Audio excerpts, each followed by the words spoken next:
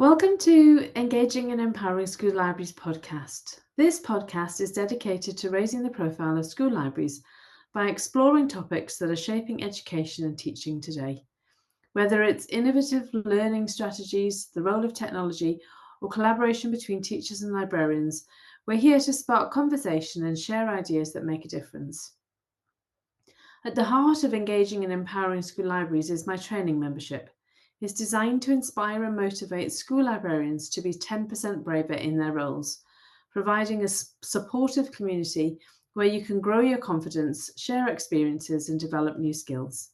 If you're looking to connect with like minded professionals and take your school library to the next level, visit elizabethahutchinson.com to find out more about joining my membership program. Now let's dive into today's episode. Hello, Adam. Thanks very much for joining me this morning. Hope you're well. I'm well, thank you. How are you? Good. So Adam Barry is a development manager at Technology for Sage, living in the Netherlands, but originally from Wales, which makes a fascinating combination. Exactly, Um, exactly. and I must admit, when I first met you, Adam, I wasn't sure whether I was meeting somebody who was actually living and born in the Netherlands. But when Oh, I heard wow. your accent, obviously not. Exactly, exactly. Elizabeth, really excited to be here. And as mentioned, I work for a company called Technology from Sage. So I've been there for 6 years in February. But this industry and libraries was a totally new world for me. So I started 6 years ago in a small company called Lean Library. And then we brought three businesses together. And I have to be honest, it's been a massive learning curve these past 6 years. Okay, mainly focused within academic university libraries.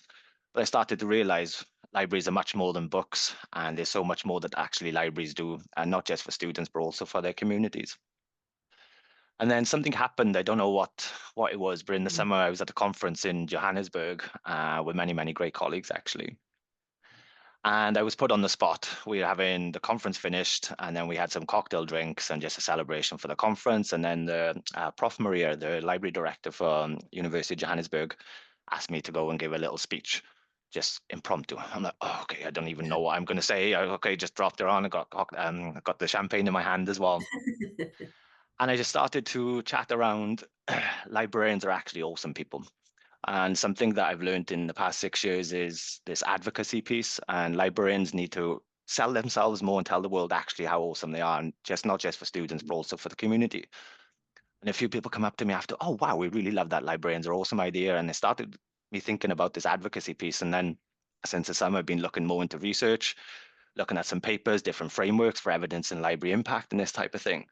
And then I stumbled across your profile, Elizabeth. And then, of course, you're associated with Fossil as well. And that was something that was super interesting for me too. So yeah, here I am now, having this chat with you and just trying to inspire, educate, and motivate librarians to just to get themselves out there more. That's pretty much the premise of what I'm about, actually. Fantastic. Well, thank you so much, My pleasure. Adam. I really appreciate this. And for those that listen and are listening regularly, what tends to happen is I get a guest on and I ask them questions. We're going to turn this around today and see how this goes.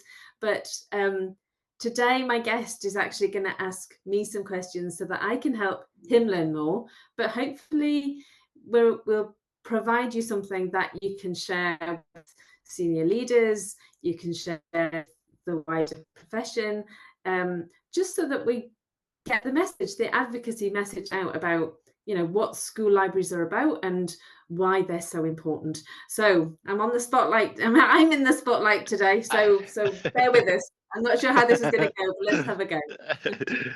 Awesome. Thank you so much. Well, thank you. It's quite exciting for me being the interviewer. So I think like actually the last time we chatted, Elizabeth, there was so many wow moments for me. And like I said, from the 6 years I've been here dealing mainly with academic libraries, and then just starting to speak with you and learn more about school libraries, there's a few wow moments. So I think let's maybe just start with, I know that you have your community, but anybody who's listening that might not be familiar with school libraries in general, would you like to describe what actually does a school librarian do in the Okay, school? big question. It's a big question. Nice one to start with, though. Um, I think we need to immediately dispel a myth that school libraries and librarians are just about reading for pleasure.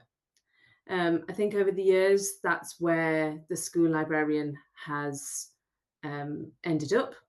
But actually, in reality, if we are talking about a good school library with a professional librarian, we're talking about somebody who provides support and engagement across the whole curriculum.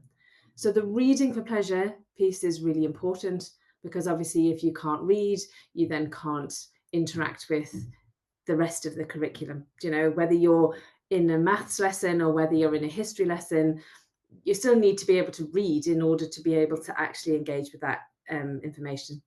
So I think that's why reading for pleasure has become such a big deal. But the value of the school library and librarian is beyond that. So it's about the resources that the librarian can provide within the curriculum for each department. It's about the expertise of the school librarian bringing about inquiry-based learning skills. So things like critical evaluation, spotting fake news, being safe online, how to investigate a resource correctly and well, which I think in the world of AI, this is becoming even more important. And I think it's that bigger picture. It's that person that can have a view across the whole curriculum, who is not tied to a timetable in the same way that a teacher is, but should definitely and genuinely be heavily involved in each department and each part of the curriculum, but also somebody sort of slightly outside that is there and available for students and teachers who maybe have questions based on research. There's such a lot more, but I think those are the foundational skills and understanding of what you have when you have a school librarian who works beyond the four walls of the library itself. Got it. And so the things that you just mentioned there then, Elizabeth, let's just say that if the public, teachers and students alike, if they don't really know that's what the library does, they can never really appreciate it, right? No, exactly. Is that something that you would agree with then? Yes. Yeah, because it's about that.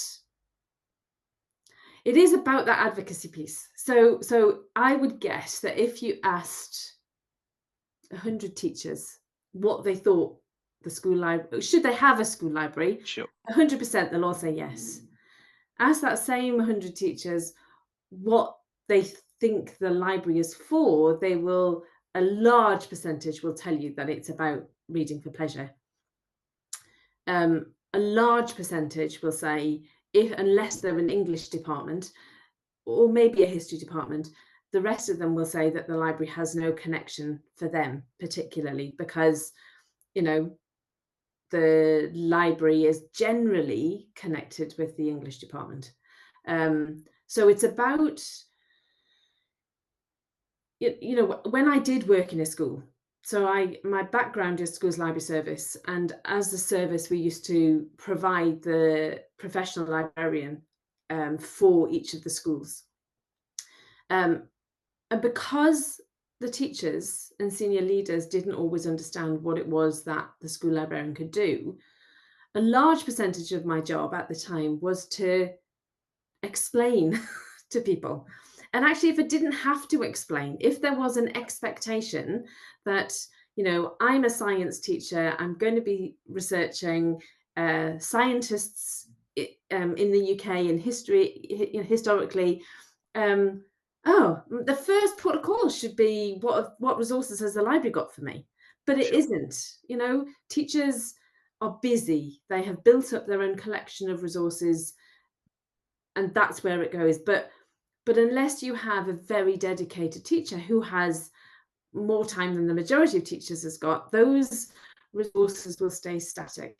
Whereas working with the school librarian, the librarian has the opportunity chance to actually find more resources, help and assist students using quality resources. You know, it's sort of beyond that. So the advocacy piece is huge, because we shouldn't have to keep explaining what it is that school librarians actually do. It should be basic knowledge, and it isn't, which is really sad. But you know, going back, giving a little bit of a history lesson, and actually there is a there is a podcast I did that is the history of school libraries, which if you're interested, Oh, do go nice. back and listen Yeah. to. But basically, as school libraries, so the internet arrived, didn't it? And school libraries were no longer needed. We need room full of technology, because everything is on the internet, as we know, tongue in cheek, because we know it's not. Um, and from that moment, school librarians have been fighting for their place within the system. Exactly. And as they've become more reading for pleasure experts, the budgets have seen a drop then in the fact that if somebody is just in a library issuing, returning books and encouraging reading for pleasure, schools feel that anybody can do that. If you have a great English head who is really reading for pleasure, then that can be done by the English department. So the fact that the pay in school libraries plummeted, so that it was only admin staff in term time only pay that is being offered, a professional school librarian, is there sadly on a salary that you can't live off. And this then pushes the whole profession into disarray, because it's deprofessionalized. It's somebody who sits in the library and issues and returns books and encourages reading for pleasure, and actually there is so much more. And there are so many school librarians now who are so frustrated because they want to do more. They need the opportunity to not stagnate and to be involved in the school beyond the four walls of the library. And actually that's the problem. So understanding the professional role of the school librarian is a must. And going forward, enabling the school librarians who are currently in the library, who may have arrived because, and I have to hold my hand up to this, they may have arrived because it's a term time only post and they've got children who are going to school. Okay. Same for me. When I started at Schools Library Service, that was the pull. But actually, I began to understand the value more beyond the going in and reading stories to children, and it sort of expanded from there. So this is not a criticism of anybody sat in the library currently who's in that term time only, who is only doing reading for pleasure. This is about advocating for the role of a professional school librarian who, if trained properly, who's given the support and encouragement from senior leaders, can add true value in education. And that's where we should be aiming for school librarians to be standing. Okay, a lot to unpack there. Absolutely. I think something that really resonates for me in the rise of the internet, and this is something that we find with when the technology from Sage, when I'm speaking with librarians, the rise of Google, kind of making this perception that the library is redundant, and students often bypass the library, whether it's the catalog, the library website, and prefer to go to search in Google Scholar or Google Absolutely. itself. And to the surprise of many, when you actually say the library is cataloged, then the metadata actually paid a lot of money for this content, and just because it's opening up automatically, they assume sometimes it's free. Yeah. That's quite a thankless job almost then, because librarians spend a lot of time behind the scenes to make the resources and the services and the content that is available for them. I can't help but feel, something that I've toyed with, do you feel librarians are far too humble? Oh, not speaking for myself, of course, but absolutely. It's not the done thing to shout about what you're doing. Exactly. Generally, school librarians tend to be people who are happy to quietly get on with their job and do it professionally. If you just look at the social media content out there these days, it is very highly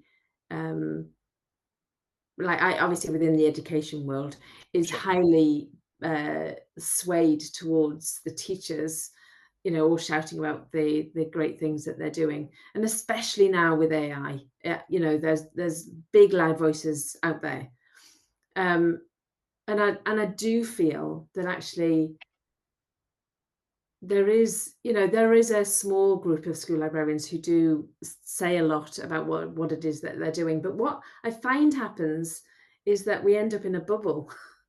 So it's the school librarians telling other school librarians what it is that they're doing. And that's great because it Sure. motivates each other. But actually, we need to burst that bubble and we need to be starting to talk within educational circles about what it is that school librarians can do. And it's through that step, which is a really scary one for a very humble school librarian. It's like it's not an easy move to make. I've sat in, like, I've pushed myself, and I've done a few educational conferences, and had a few teachers and senior leaders sit and listen to my presentation. But it's beyond that. If you're in an educational conference and you sit next to somebody, you try talking to somebody, 90% of the time, I end up sitting next to the maths teacher who sees no link with the school library. And it's like, it's just so typical. But actually, I have got braver the more I've talked. Yeah, And as you can do, I've now got a podcast. And the exactly. more you do this, the easier it gets to talk about what it is that you do. And going back to being humble, there's a difference between being humble and actually being able to voice your opinion and understanding of what it is that you do. And the more you do it, the better you get at it. So the first time you try is going to be rubbish. So I can only take that back to when I was learning about fossil. So just anybody who doesn't know about fossil, it's a framework of skills for inquiry learning, and it's a free tool that you can use. But Darryl Turian, who's the creator of Fossil, and I used to talk regularly about, how we are promoting it, how we're using it. And I remember saying to him one year, I'm never going to be able to talk about Fossil the way you do. And he said to me, it is just practice. You're never going to get it right the first time. It is about empowering yourself to actually understand enough about your subject to be able to talk about it well and passionately. And that really resonated with me because we talk a lot about students not being able to voice an opinion, but actually if we as a profession can't confidently voice an opinion, then we're not uh, demonstrating best practice. So as scary as it is really important that we take the opportunity to talk about what it is we do and why school librarianship is extremely important. I hope that I, makes sense. yeah, it really does. And I think without that dialogue, I think it Yeah, just comes, people simply just do not know if we don't have these conversations. I mean, there's yeah, been times where I've had to do a presentation in front of 500 people. I shake. After yeah, 15 can years of doing imagine. it, I still shake. But five Yeah. minutes in, just got to kind of push through those barriers. And how do you feel about the sentiment that librarians don't know their, how to put it? Um, they're unsure of the impact that they have within the wider ecosystem. Is that something? Do you think that's I think if we're talking about school librarians, I think they tend to work in schools where the fact that the school has a library, that is appreciated. But there are so many barriers, constant barriers to being a school librarian, even within a friendly school. It's wearing, it's time consuming. It's where if you are constantly being told that no, they're not interested in that, then how are you ever going to move yourself forward? And the only thing that I can say about that is I do have and have had people who have joined my membership in order to be engaged and inspired and have begun to understood their own value. And I'm delighted to say that they have found the confidence in themselves to speak to their senior leaders. And sadly, some of them have chosen to move on to something better. But it's not about, you know, unless you can actually understand your own value and worth, how can you expect anybody else to understand that? But equally, you need that support network as a school librarian. Often people who work on their own, solo librarians, that actually need that inspiration, that push to, you have got something else that's value to offer, and you need to start talking about it. And actually, if the school that you're in doesn't value it, there are other schools that will. And Yep. actually, what happens is a chain of events, because you end up with somebody who is now looking for a job in another school, but instead of looking for that reading for pleasure role, they're looking for a professional role.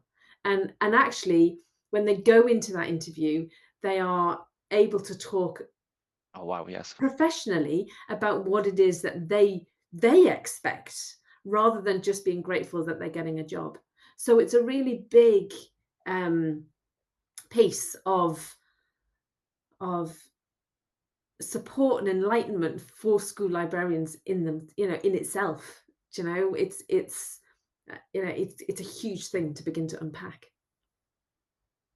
I think just to make the audience laugh a little bit on that not interested front, working in sales, the amount of times that we get not interested and we just got to keep on going through it. So just if you get not interested, it's not a no, it's just not for right now. So you keep at it. And then I think, is it, how to put it? Okay, so let's say that the librarian knows their value, knows what they can contribute. Do you think there's also a development area on how to sell and communicate that value effectively? Because something Mhm. that is natural for us in industry, sometimes I notice these skills that are not not so apparent within academia. Does that make sense? Yeah, so absolutely. So if you are a school librarian and you've gone in to do the reading for pleasure, again, no criticism. You would not then expect that you would need marketing skills. Why would you need marketing skills? The school Exactly. has employed you to do that. You know? Um, but they are definitely skills that librarians the world over definitely need. We had I did, and I can't remember how, actually can't remember how it came about. I, a group of theologian librarians contacted me and asked if I would talk about marketing. Okay. Actually, I do think that it might have been through talking about how within my own business that I've had to learn marketing skills. No one's going to find my training membership if I don't tell people about it. Um, and that is hard, because that goes back to the humble piece, isn't it? Exactly. Like, here Exactly. I am, I have my website, I have an idea that I'm going to do some training.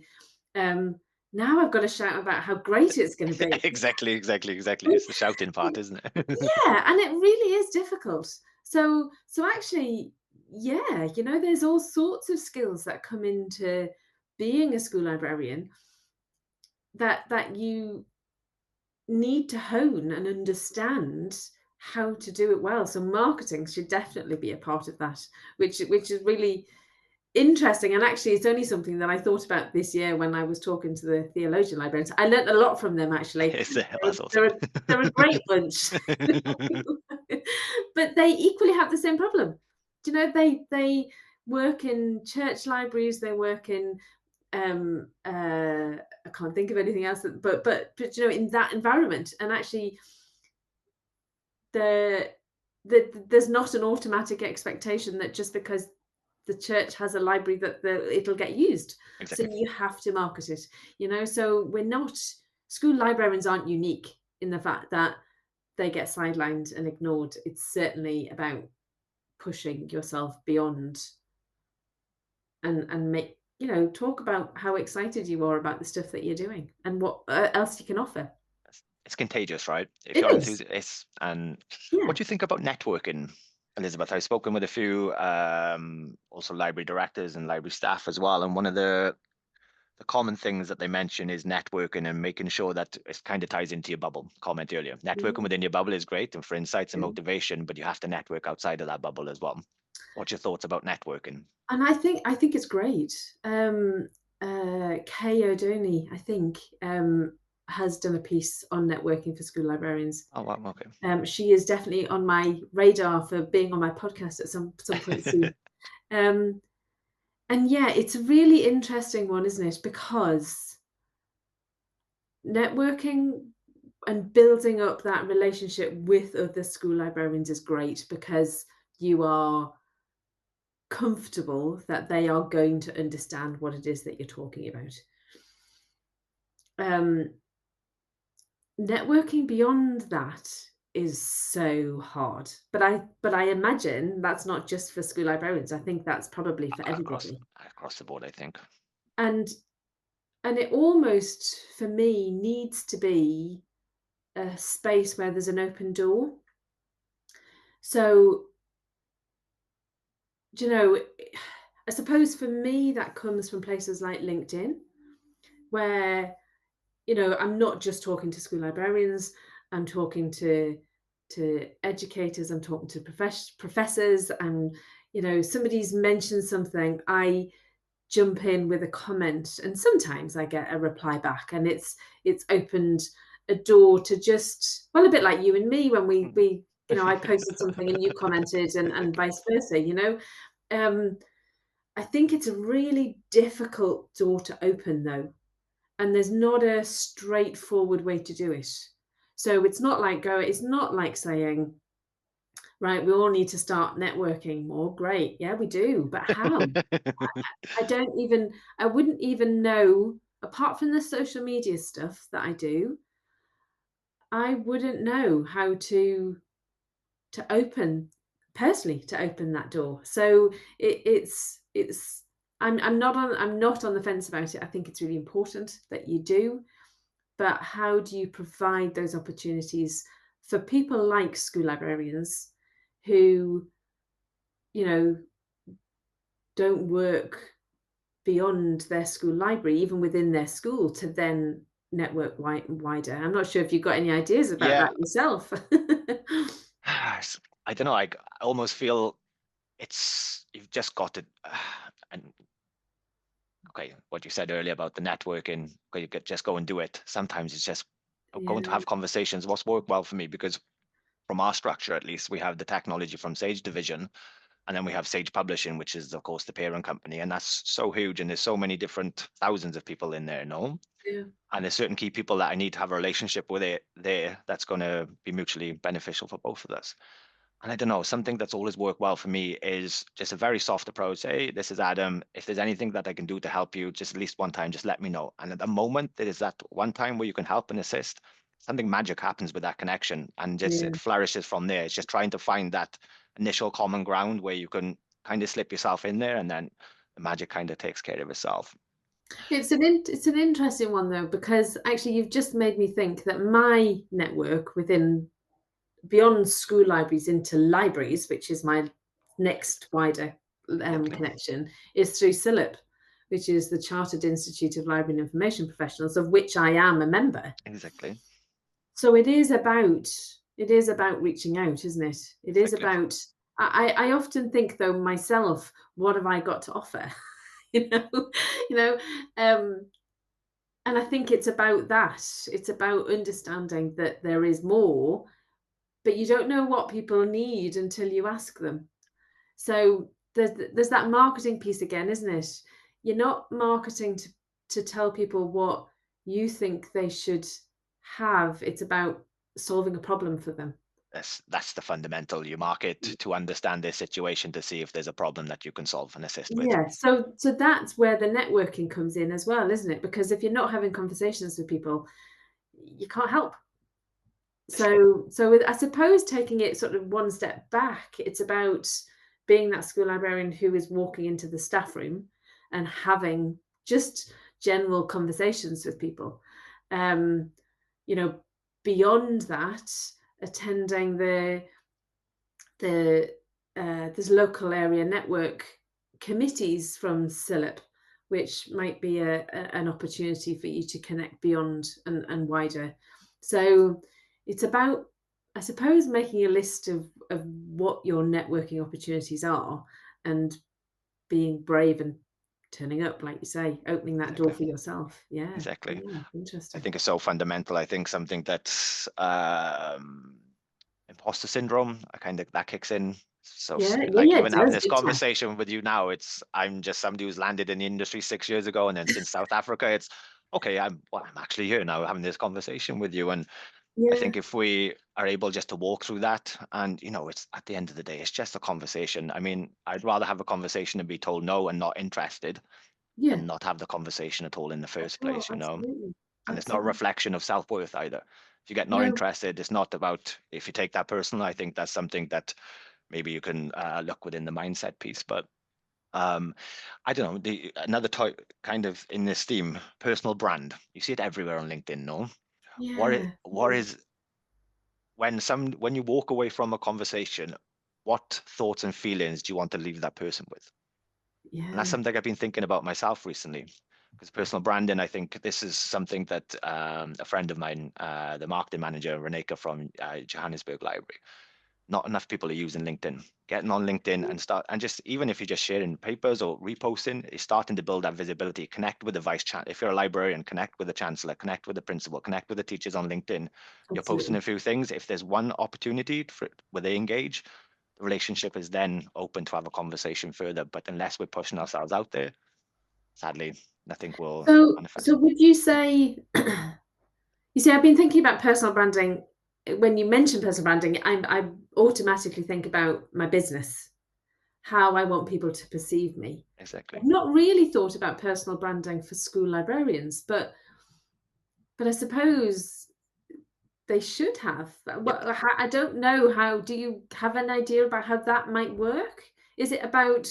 Is it about? See, for me as a person, somebody who's my personal branding, it's about my logo. It's about what I can offer.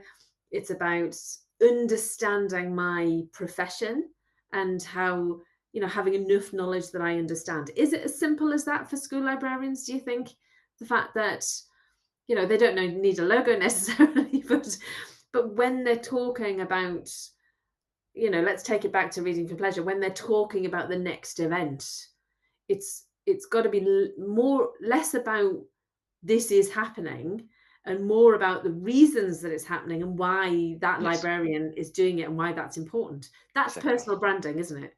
Yeah, exactly. And I can share a few content creators who are focused on this on LinkedIn, and they just keep it sounds very simple what they say, but again, it's about pushing yourself out there, creating content, creating information, sharing it, whether that's on LinkedIn, social channels, whether you have any internet internally in the school, and just sharing, and sharing, and just Yeah, but you have to understand your own value and your own worth and your own credentials before you can even talk about your own personal branding. absolutely. So if that's not happened and it comes back down to this humble piece or not really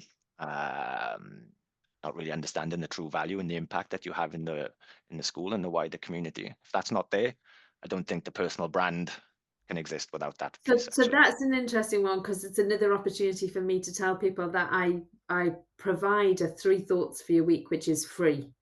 And what I do is on a weekly basis, I pull together something to read, something to watch, and something to listen to. Sometimes it's my own stuff, Yeah, but sure. beyond I go, I go beyond a lot.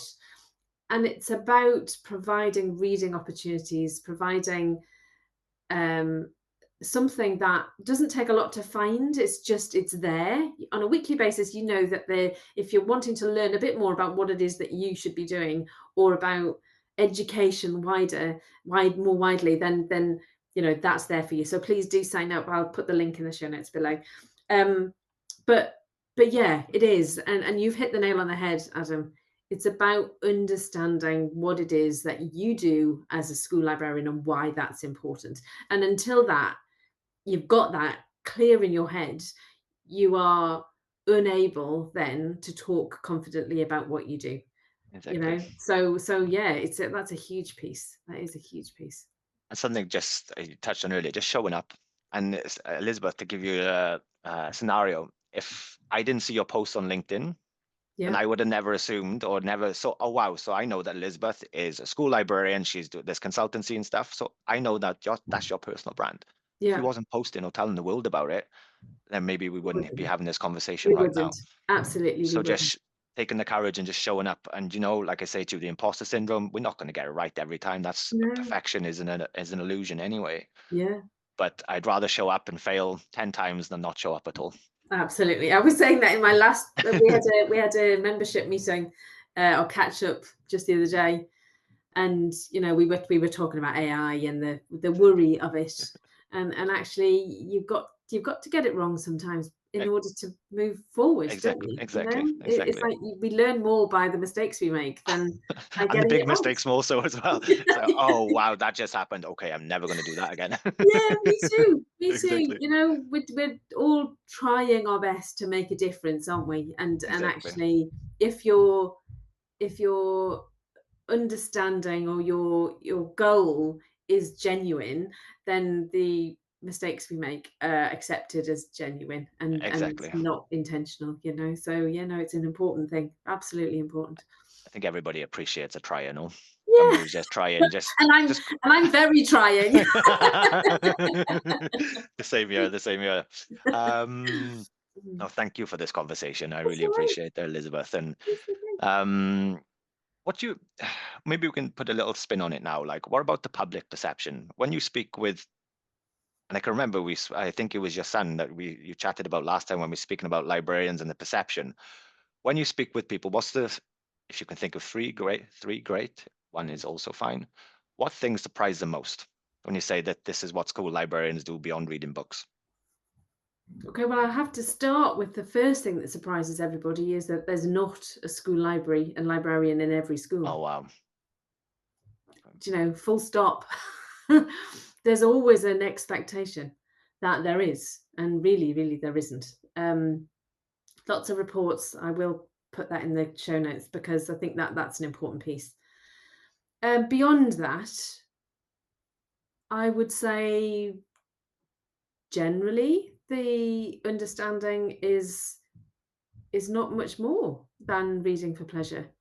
Um, they are very surprised when they hear that there are educational online resources available for their children that they could be using. So, as an example, I when I was working in schools library service, I turned up at a new parents' day for the new intake of year sevens, and I had a leaflet that itemized everything that was on and available for their children to use. And had it was when you're on those stands and nobody wants to walk anywhere near you. So I I know the feeling. picked up the leaflet and was like walking up to parents saying, "Here, have this. Do you know what this is?" And it was a real eye opener. Parents were like, "Oh, okay," and I was able to say, when your child is saying they can't find the answer, they don't know where to look. You now, as a parent, know that these resources are here. So, my message to anybody who's listening as a parent is to go and find out what the library offers so that, because it is beyond the books, physical books are really important. We know that if you're surrounded by books, even if you don't read them, funny enough, if you're surrounded by books, your literacy levels increase. How bizarre is that? So, buy lots of books and have them all around your house, and hopefully someone's going to pick one up and read it. Um, but if you're in the library, we do need to get the information that is in there beyond the walls, and then that is by online resources, isn't it? So, as a parent, knowing, does your school have ebooks that your child can read if they go, "I've finished my last book and I've got nothing else to read"? There's sometimes, not always, because it's financially difficult, an ebook collection. Is there what online resources does your science department have? Does your history department have that your children can access to try and encourage them away from that random Google search, but now Exactly. away from that chat GBT search? and actually, we don't want to stop them using AI, but we need to get them to use AI effectively. Exactly. So school libraries are about that education. That it's not we're not really having an AI conversation now, and happy to have one at some point. But the big message about AI and education for me is the fact that you have to research it with knowledge, because it does hallucinate, it does post out rubbish. And it's only if you have the background knowledge of the subject that you are studying about that you would actually notice or understand that it is talking rubbish. So that's why, in an education setting, when a student or child is actually going to do some research for school, those online resources that the school library provides are essential, because it's the only place that you're going to know that quality information at the right level for your child is actually going to be of value. So it's those, and it's about, for parents, I think it's about knowing and understanding that the school librarian is there for your child. So if your child is interested in any kind of subject, go and encourage them to go and have a conversation with them, because they will access resources that your child can read. And and through collaboration between parents and school libraries, that piece is huge, because Well, it's yeah, something that I had a question for. Like, what? And again, this is totally new for me, so I've come in with fresh eyes, yeah, right? So, and I was yeah. thinking that what initiatives or things do school librarians do to become better connected with parents? Is this something that happens? Not is it common, or it, is what's no, it no? Okay, varies from okay, school to school. okay, And uh, if I'm honest, as far as I'm aware, so I'm not, obviously not in every school, so don't sure. know, but as far as I can tell, some school librarians send out newsletters to parents, Okay. and that's about it. Some I know some schools have tried um, uh, school book clubs for parents, Exactly. which is quite an interesting one, because that gets the parents more involved. Um, but yeah, more initiatives between school libraries and parents is certainly something that would be of use. But once again, it's interesting. So and a parent event about why reading is important for your child, the people that turn up who are the people that are already reading to their children. Sure. So you're preaching to the converted. It's the parents that aren't, but those are also the parents that won't read the newsletter, that wouldn't join a book club. So there's a really big piece to be done about how do you open the doors to those parents that need to be encouraged to do more. I don't have the answers. I wish I did, but that's certainly there. Yeah, I was thinking about it actually. Yeah. If you have any good ideas, or if anybody's in, please post them, share them. Exactly. Yeah, Exactly. yeah. Tell us what you think. Well, tell us what you're doing. That would be really fascinating. E- Absolutely. exactly. Yeah. Yeah. Um, I So think I've just noticed that it's 10 to 11. exactly, So let's wind this up with maybe one or two exactly. All final right then. questions. So if I was to give you a magic wand, Elizabeth, yeah, ooh, magic. What would be one thing that you would implement overnight for every school library? Okay, well, I would insist that they read and are aware of the IFLA School Library Guidelines.